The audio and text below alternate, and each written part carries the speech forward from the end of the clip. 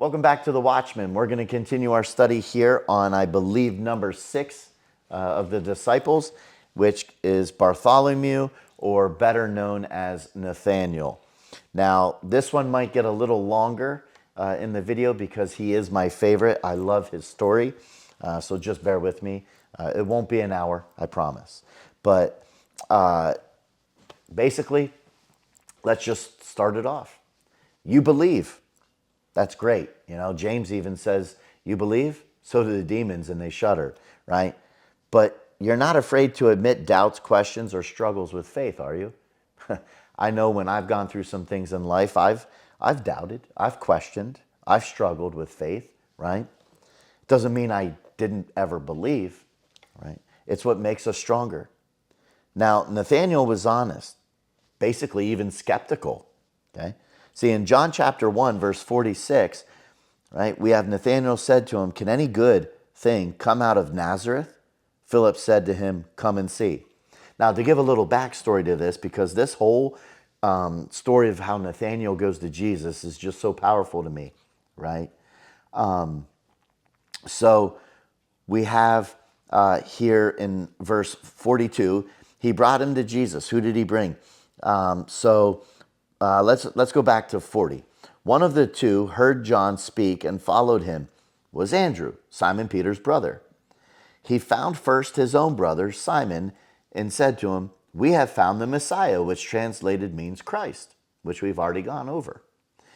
He brought him to Jesus. Jesus looked at him and said, "You are Simon, the son of John. You shall be called Cephas," which is translated Peter. We know that from when we talked about Peter, okay?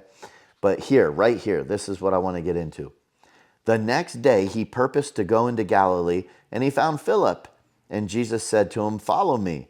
Now Philip was from Bethsaida, of the city of Andrew and Peter. Now, this is the key here. Philip found Nathaniel.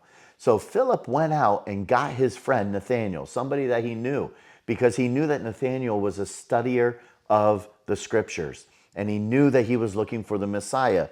And guess what he says? Philip basically says, "Nathaniel, we have found him of whom Moses in the law and also the prophets wrote, Jesus of Nazareth, the son of Joseph." And then, of course, verse 46, Nathaniel said to him, "Can any good thing come out of Nazareth?"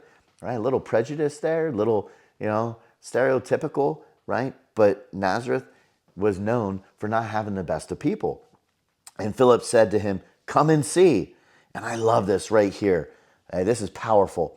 Jesus saw Nathanael coming to him and said of him, "Behold, an Israelite indeed, in whom there is no deceit."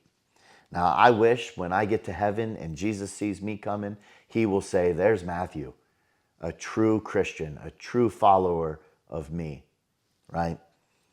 That would be powerful. Verse 48, it continues. Nathanael said to him, "How do you know me?" Jesus said to him, "Before Philip called you, when you were under the fig tree, I saw you." And Nathanael's response here is so powerful. Jesus said, basically, "I saw you under a fig tree." Now, we don't know what exactly happened under the fig tree. Fig trees were known to provide great shade, good study for biblical scholars of the Old Testament. So possibly Nathanael was studying the scriptures of the Messiah, prayed, longed for him. God basically is saying, I knew you in your secret place while you were worshiping me, studying me. Something intimate there between Jesus and Nathanael had to have happened. At least that's my take, okay? And he said, "Before Philip called you, I saw you under the fig tree, I saw you." And Nathanael answered him, "Rabbi, you are the Son of God. You are the King of Israel." I mean, right away, he's like, "Oh, you saw me under the fig tree? How? Nobody knew I was under the fig tree," right? And here, it just, those words, so simple yet powerful, and Nathanael believed. Jesus answered and said to him, "Because I said to you that I saw you under the fig tree, do you believe? You will see greater things than these." Right? And then he tells him his promise of heavens open and the angels of God ascending and descending of the Son of Man. But the point here is, right, Honest questions can lead to genuine faith. Nathaniel was studying scriptures. He was trying to seek the truth, right? And the scriptures are truth. Jesus is the truth, right? Nathaniel doesn't hide his skepticism. He brings it straight forward to Jesus. And instead of rejection, Jesus offers revelation. Doubt isn't the enemy, dishonesty is. Jesus meets sincerity with insight. Nathanael's faith is born not from pretending certainty, but from encountering truth. God honors honest hearts that seek him. Faith deepens when we bring questions to Jesus, not away from him. Jesus meets sincerity with revelation. So bring your doubts to Jesus, not away from him. So again, as I've ended the previous videos, are you going to be a Nathaniel?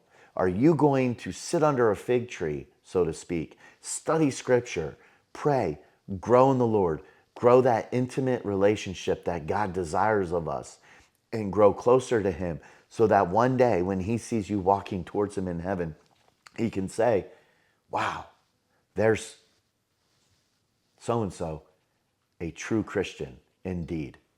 So I pray that you will be a Nathaniel, not just in your life, but maybe be a Phillip to a Nathaniel too. So a couple different challenges there, but I think you get the idea of what I'm asking. So until next time and the next disciple, take care, be strong, and God bless.